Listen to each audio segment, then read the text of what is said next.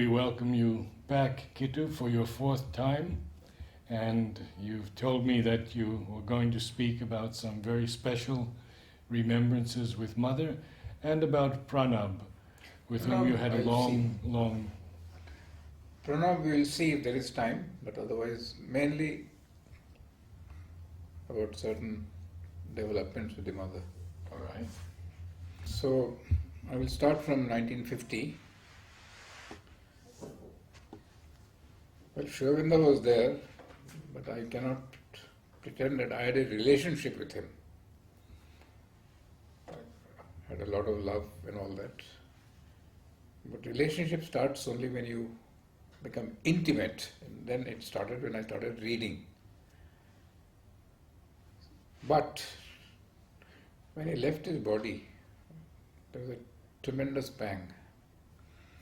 And on the 9th of December, at 11 o'clock, many of us young children were asked to go and collect sand from the beach for the Samadhi. We were passing in front of that room where Shovinda lives. There was a tremendous pain in my heart at that time. Anyway, the whole program was over in the evening. First thing in the morning at 5:30, I came to the Samadhi to do pranam. At that time, I was very close to someone, Devuda, one of the most important influences in my life. Devuda was at that time in a very state of deep aspiration. He was very close to the Mother. And I remember when he used to stand in the balcony just below, that smile that he used to give to the Mother was absolutely angelic. My attraction to Devuda was because he used to play the sitar. And I loved sitting there and hearing him practice, just ordinary practice, hour and a half. So we became very close to each other. He was of course older than me, much older than me. So once, sometime in April 1951, the Mother used to come back from the playground, sometimes at 8, 8:30, and sometimes even at 10:30 when there was practice for the 1st December when she used to coach. And I used to be waiting every day at the garage, whatever the time. And when Mother used to come there, then we used to be standing just beside the car. She would give us a smile sometimes.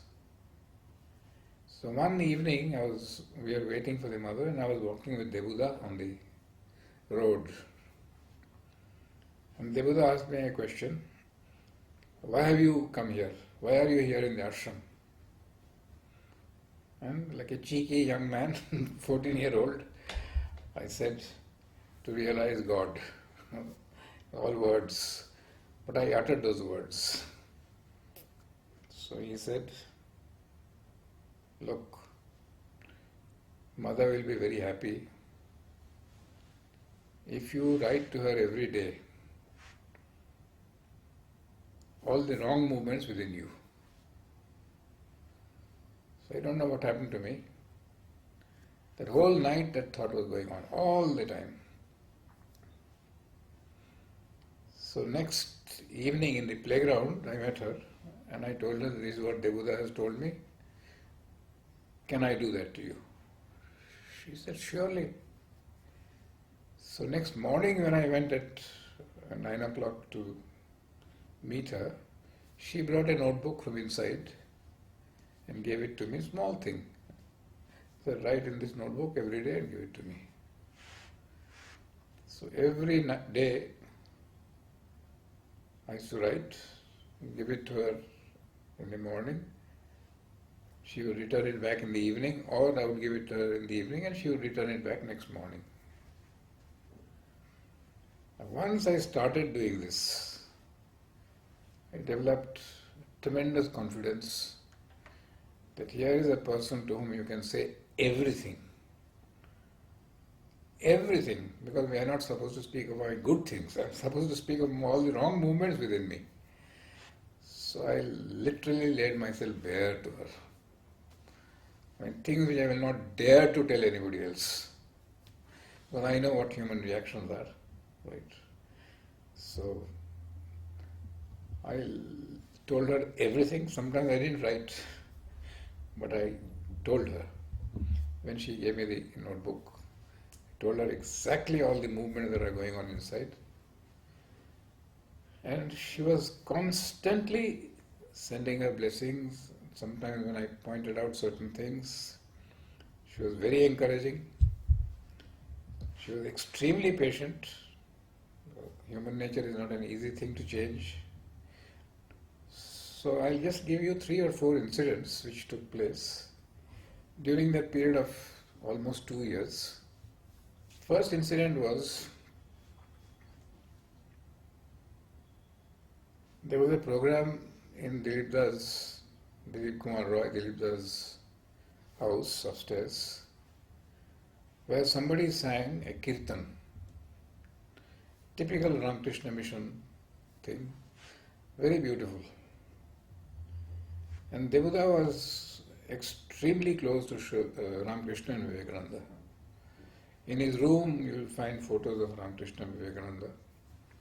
He read the whole life of Ramakrishna, especially the diary written by a gentleman called M, which was a very personal diary running into a few hundreds of pages. So I was naturally influenced to a certain extent, and I loved that music very much. So I told mother the next day that I went there and I was very moved by the whole thing. And I said, oh, I see. It was upstairs, just on the staircase as you go, she met there. She said, just wait a minute. She went inside to her room on the first floor. She brought a book, The Parables of Sri Ramakrishna. Thus spake Sri Ramakrishna. And the first story was, a salt doll went to fathom the sea. The human mind trying to fathom the infinite. It'll melt. You can't fathom it. Mother said, this is my personal book. You take it, read it. When you finish, you return it back to me. And she encouraged me to be, towards Ramakrishna. Most people think that only she and Sri Aurobindo.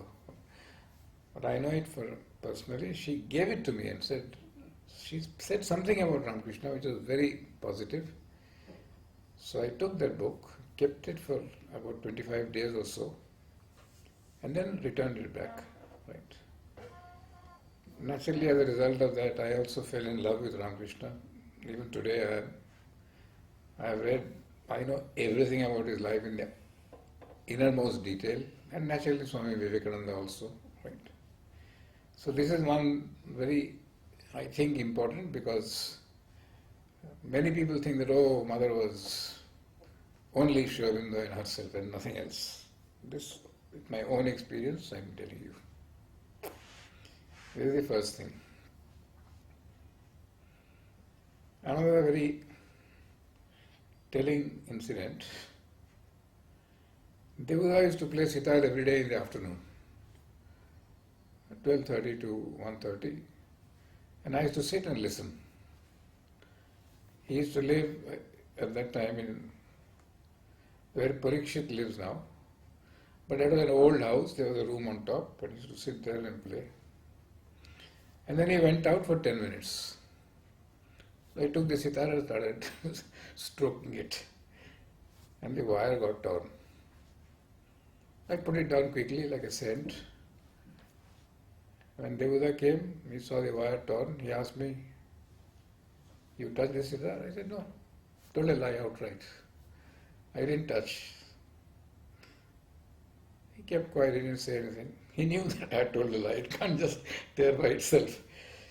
But I wrote a letter to the mother, not a letter, in the evening I wrote to the mother that I have done this, I have told a lie. So mother told me, good, you have confessed. That's already a step forward. One who can admit his mistakes, but now the next step is you must go to Devu, tell him the truth and ask pardon. Ask forgiveness. Just inform him.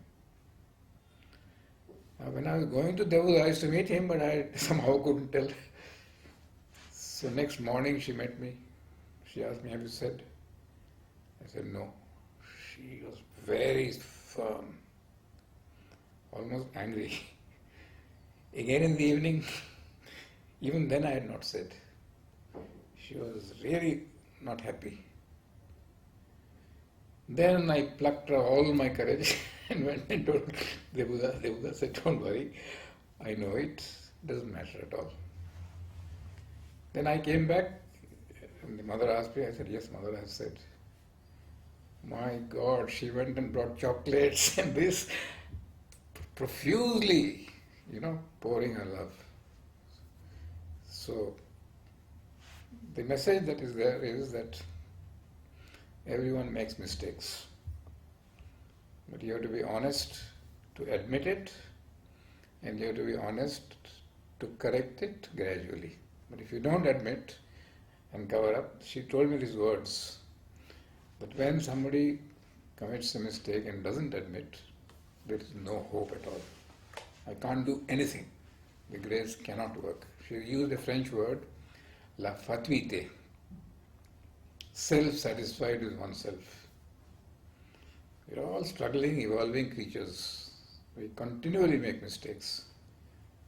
We have to offer those mistakes, we have to admit those mistakes to oneself, offer it to the divine. Very often you don't even have to ask pardon to somebody else. You have offered it. Mother will take care of the rest. I know of instances where people have committed mistakes. No, they should ask pardon. I said, no. They have come and told me they are wrong, it is finished. So, this is a very important part. And this is the thing which was one of the most striking features about Pranabdha. I have seen him scolding someone for some mistake which he is supposed to have done. He was reported, he blasted him. When he found out later afterwards that it was wrong, I have seen him calling that person young, not half, 1/3 his age, shouting at him and said, come here, pardon me, I have scolded you wrongly. That was the strength of the man. He could admit his mistakes when he realized that it was a mistake. So this is the second important thing that I wanted to tell. The third thing was, one day two of us, myself and another friend, 1 year older than me, his name was Rothin, Prithin's elder brother. We are playing always together, and we are coming from the tennis ground to the playground, walking. He was just about 5 meters ahead of me, 10 meters ahead of me. He was pulling my leg, I was pulling his leg. Then I took a small little pebble, very tiny little pebble, that I just threw at him gently. Turned around, and it hit him in the eye. So, naturally he was in trouble. He had to rush to Nipenda, dispensary here. Something was done. I went to mother and told her that, mother, this is what has happened. Mother told me, I said, mother, I don't think, certainly I did not do it purposely, but am I responsible for it? She said, of course. It is your consciousness that was not at the right level. That's why this kind of thing happened. Otherwise it would have hit elsewhere. So you have to do some work on yourself. So again, very important. The lesson is that whatever happens to you has a purpose, including the most terrible insults. Might be the other side is wrong, but you have to learn your lesson. I'll give you one more example, which was not during this period, 4 years later. In the school, normally we used to have class in the same room for 4 periods. So at 9:30 is the bell when you stop and go for soup. But you leave all your books on the table because you come back and sit in the same place. So one such day I went for my soup. When I came back, all my books, notebooks disappeared. I didn't know what to do. So I went to Shihida. I said, look, I can't do my mathematics. The books have gone. My notebooks, well, you can't get, but books you have got. He said, no, go and ask mother. So I went to mother in the evening and said, this is what happened. All of us went out for soup. When we came back, only my books were missing. Mother said, you are responsible for it. I said, me? He said, of course. I said, what? Your consciousness. What do you do? What should I do? He said, bring your consciousness back. Next day, no books. I went to the school, Shunila's class, absolutely nothing. Evening, whole day, nothing. Next day, Shishida called me and said, all your books have been found. They are there on the table. So I took them, everything was there. In the evening, I told mother, that is what happened. Mother said, I'm happy. You have reverted back to the right consciousness. See, the point is very simple. So whether you like it or not, whether you want it or not, you are going to get a lot of blows in life, a lot of unpleasant experiences. And always should say that is because there is something in you which has attracted that. It might be that the other man is really bad, but it doesn't matter. Including an accident. You're playing football, you break your leg. You're driving on the right side of the road, left side of the road, which is the right side. Somebody who has done the wrong thing hits you. Still she'll say, there is something wrong with you. So, this is a very important message.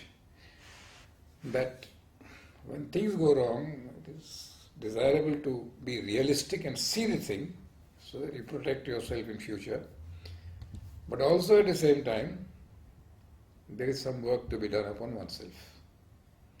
And if you do not do that work properly, these incidents and these events will repeat themselves. Not once, not twice, but repeatedly. So this is one very important thing. Another very interesting story. On the 24th of April 1951, the convention for the Sri Aurobindo University Center was held in the tennis ground. Tents were put up and a panel was put up, stage was put up. We were young, 14 years old. We worked the whole night. Partly excitement, partly work. We all did it. Very tired. Slept at 4 o'clock in the morning. Had to get up at 6:30 because on the 24th of April, as long as mother used to come down, we used to have a meditation around the Samadhi. We used to go to Sri Aurobindo's room. When Sri Aurobindo was there, he would see us, but in 51 he was not there. But we went to the room and then come and stand in groups opposite the Samadhi. Our group used to stand on the right hand side of Nirod's room. There is a passage in between on the right hand side. So we used to all stand there. And I was among the shortest, so I was in the front line. Now the meditation I think was at 9 o'clock, whatever it was. I came at 8:30 to Devuda's room full uniform, dressed. And mother used to send to Devuda every day, and especially on darshan days, a lot of nice food. Chocolates, sandwiches, this, that, every day. Devuda was very generous. He would ask us to share. So that day he asked me that, why don't you have a sandwich or a sweet or something like that? I said, I'm tired, I'm full, whole night. I'm not feeling in the best of health. He said, look, I'll tell you one story. Sri Ramakrishna's story. Sri Ramakrishna was sitting with his disciples, and somebody came and brought him something to eat. And he said, no, my stomach is full. There is no place, I won't eat.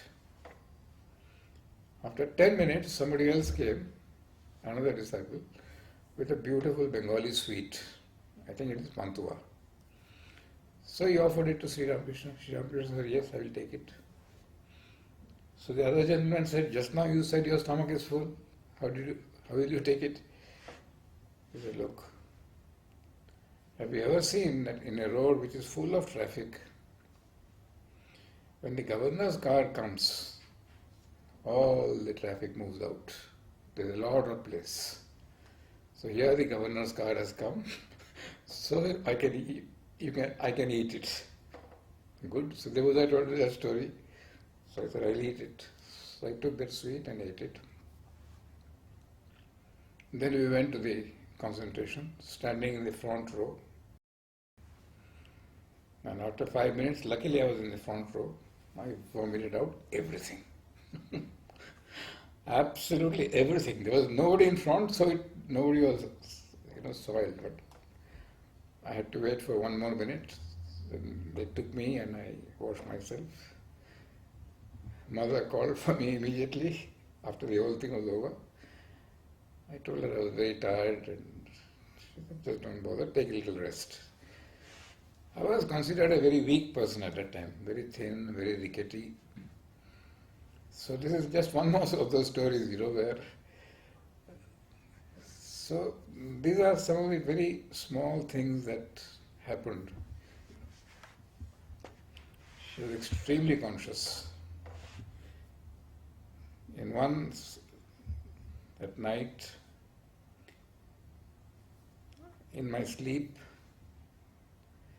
I was about to do something wrong, which I know was not right. Just then I said to myself, but mother will not be happy. So I pulled myself back. So I wrote this in my note to mother and said, Mother, this is what has happened. Mother wrote back a very beautiful letter. It shows that now you are becoming conscious in your sleep also, which is a very happy sign, right?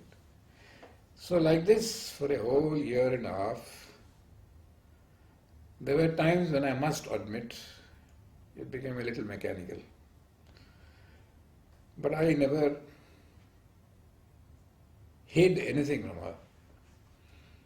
Every wrong movement, which I will not dare to tell a human being any day, I could go and tell her, right?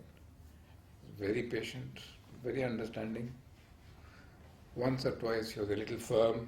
When she wanted you to do something, you delayed it or didn't have the will. Now, another aspect that you must remember is that mother can be very, very firm. Everybody thinks that she is oozing love. Of course she is oozing love. But the outer expression is not always of love. I have seen her. With me she was very firm in certain situations. With others she was ruthless. You can't imagine the temper that she showed. Somebody had run away from Pondicherry, a student, to see a football match in Calcutta and came back without even informing. He was rather notorious. And when he came back, he came straight to the ashram and mother was going to the tennis court and she saw him from a distance. My God, it was the roop of Kali, the image of Kali that came out there. Nobody could have stood there. That fellow had to run for his life. Right? So these were the kind of thing that happened. What is important is that as a result of this, an intimacy developed with the mother, which has helped me go through tremendous crises in the ashram. There are times when everything has gone against you. Nobody. As long as the mother was there physically, I used to always write to her. She used to always reply or not reply, but reply silently or reply openly. After she left, it became a little more difficult. Because there were attacks, all kinds of attacks. One had to face them. But then gradually what happens is one replaces the outer contact with the inner contact. Little by little, little by little, you arrive at a situation where with a little concentration and a little will, you are taken care of. Even when you don't, you are taken care of, but then you are definitely taken care of. That was also the time when I opened out to Sri Aurobindo. And it was something which, without letting me saying a word, she triggered off. 1953 on my birthday. It's the 2nd of July. On the 1st of July we used to go and meet her for prosperity. On the 1st of July she would ask me, you would like some books of Sri Aurobindo? At 3 o'clock. Give me the slip by the evening. And I used to give her the slip. Next morning all those books would be there with her signature to Kittu with blessings. I got at least 35, 40 books, all signed by her. She did this for 5 years, 6 years. But at that time I was not reading Sri Aurobindo at all. In fact, once I remember, I tried to read something and I understood nothing. And I said loudly in the library, I am disgusted. Somebody got furious on me. How can you say you are disgusted? I said, no, I am disgusted with myself, not with him. Devuda was there. Devuda said, you are talking nonsense. He is not complaining against Sri Aurobindo. He is complaining that he is understanding nothing. 15-year-old. But then I began to read. When mother gives a book, it's a very subtle indication that, well, you better get it. 1954, On Himself was being printed out. And it used to come in the, those, what is it called, form, 16 pages, then 16 pages. It used to come to Jugalda for proofreading. And Jugalda was very close to me, so he used to give me all of them. I used to read them and absolutely fell in love with him. From that day onwards, I used to read 6 to 8 hours Sri Aurobindo. And mother knew it very well. Mother told me, I won't tell you much except to say that a very deep relationship we have established. And that was, the culminating point was in 1972 when I made that homage to Sri Aurobindo exhibition. 1954 September, except the school hours, day and night, there was nothing else that I read. So I read all his letters at least 100 times. At that time it was letter series 1, series 2, series 3, series 4. Series 3 was poetry and art, in that way. Now it is all reorganized. Then Sri Aurobindo on himself, and then little by little, not the serious books, not Human Cycle, not Life Divine. All those we have read in the class, nothing much happened.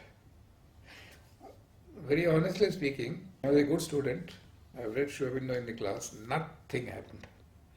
I got 9.5 out of 10, 9 out of 10, nothing happened, nothing real happened. It's something, I don't know what, but it is when I started reading by myself and when I started teaching, much later.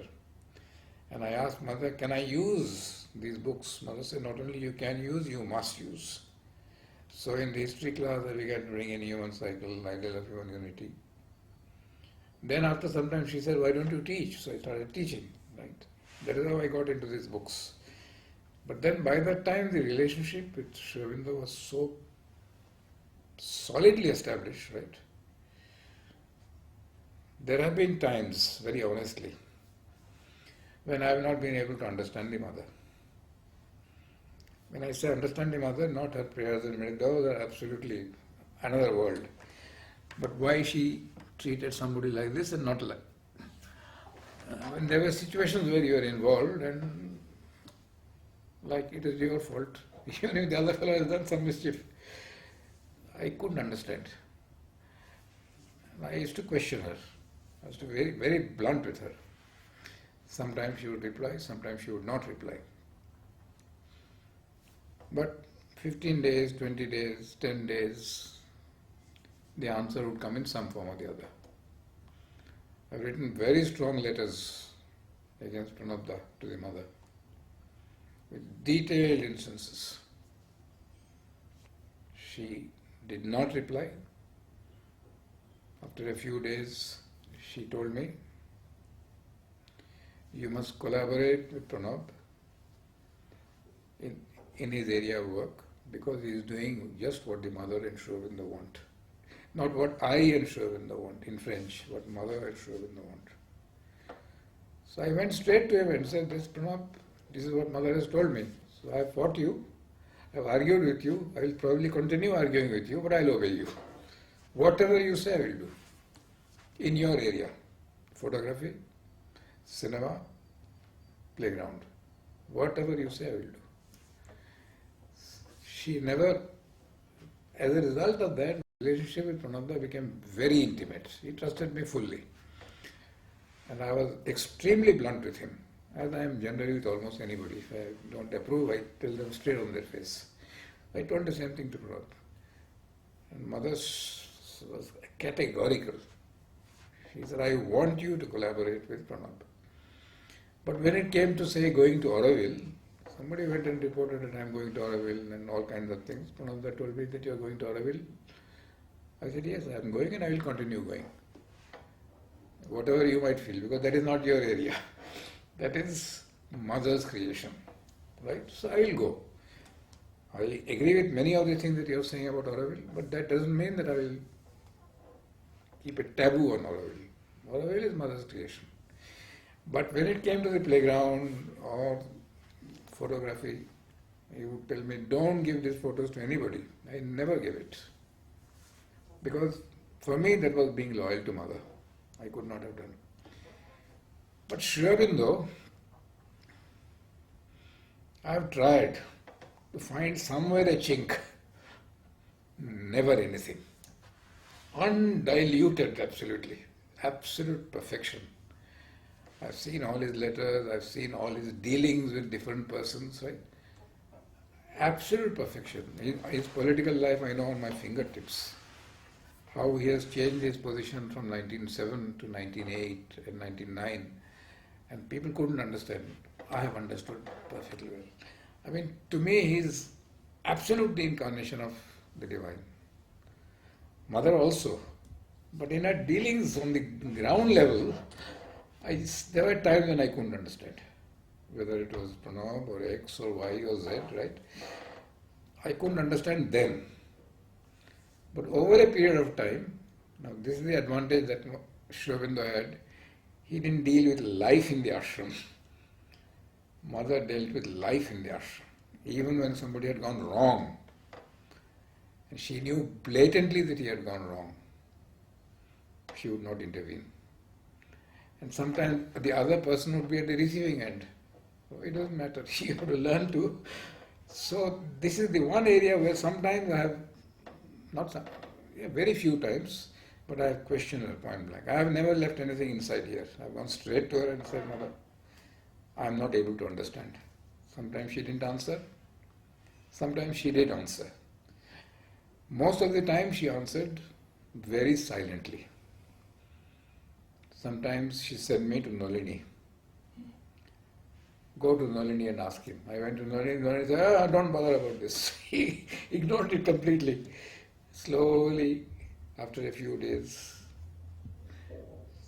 her way of working is something which is absolutely impossible for any human intelligence to comprehend or to understand, right? So she had to deal with every one of us. Once she said, I remember this sentence, every one of you represents an impossibility. Then afterwards she changed the word impossibility to something a little more palatable. But the fact is that we are all impossible. In some part of our nature we are, right? So this is a very important thing. So one tries to understand the mother from that deeper point of view, because if you look at it from the rational point of view, you can't explain anything. And you will only fall into a cesspool of doubt, questioning, and that happens to every sadhak, but it is something that should not happen. I'll tell you one more thing, then we'll stop. In 1950, August 8th or 9th, Shankar Gowda, Parvati's father, we are having the walking race on the beach road. I think 1500 meters walking. So he walked in the morning, came home, immediately took his bath. Within half an hour he was dead. He got a massive heart attack and died. That was one of the first deaths in the ashram. Pranabda told me that he suffered like mad, Pranabda, because it was his responsibility. How could I allow this thing to happen? And he felt he took everybody into his fold, and anything that went wrong he would feel that way. Now there was a gentleman called, shall I give the name? I want to ask you first, did Mother say anything about Shankar Gowda? and Pranab's responsibility? No. Mother told us many times, and to Pranab also, that ultimately the divine is responsible. You do your part. Then as human beings, when you see someone dying, under your responsibility. I have gone through that crisis that I'll tell you another day.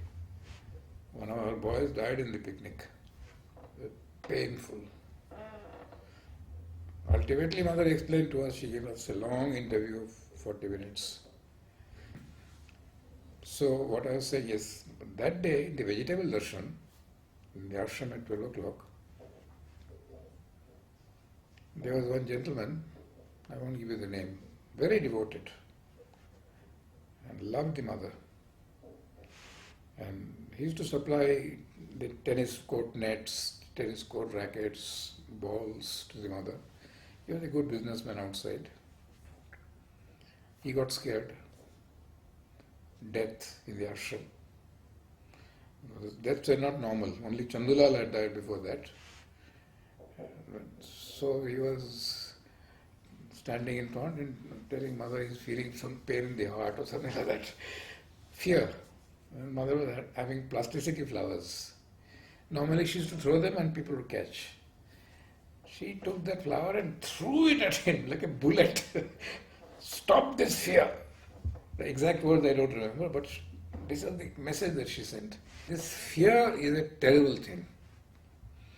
And that is something which is the sign of an asuric force entering into you. So she really gave it to him. Ultimately he settled down in the ashram after a few years. But this sadhana is one of extremely demanding sadhana, where the surrender must be integral and complete, and every weakness of the nature, there is no excuse whatsoever. I can't help it. I've seen Mother tearing people to bits when you know that a thing is wrong, you have admitted that it is wrong, and yet you do it. We are all doing it, and she has been ruthless. With some very ruthless, with some who nothing will happen, she just ignores them. Doesn't even bother about them.